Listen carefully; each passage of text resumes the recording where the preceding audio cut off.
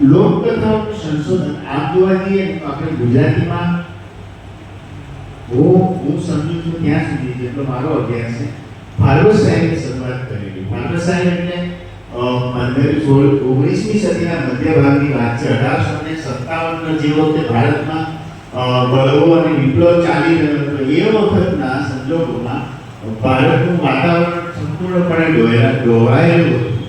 આઝાદીની ચળવળ ચાલુ હતી અને ફાલ્ગુન સાહેબ જે મૂળ તો લંડનના, અહીં પૂના રહેતા હતા, અને એમણે એ વખતના દેશી રજવાડાઓ જે ગુજરાતના હતા એનો અભ્યાસ કર્યો અને એમણે તમામ રજવાડાઓની એમ સમજો કે 8મી સદીથી લઈને 19મી સદી સુધીનો બધો ઇતિહાસ એમણે લખ્યો. ફાલ્ગુન સાહેબ આ વાત આઝાદી પહેલાની. એ ફાલ્ગુન સાહેબે જે ગુજરાતીનો ઇતિહાસ, ગુજરાતી સંસ્કૃતિનો ઇતિહાસ લખવાની શરૂઆત કરી એને હું એવું કે એના પછી મેઘાણી આ સંશોધન આગળ વધારે તો ના કહેવાય, પણ એનાથી પ્રેરિત થઈને મેઘાણીએ પોતાની રીતે પણ એમણે સૌરાષ્ટ્ર પંથક પકડ્યો, ઝાલાવાડ, સોરઠ અને કાઠિયાવાડ એ વિસ્તારની અંદર એમણે ખૂબ સંશોધન.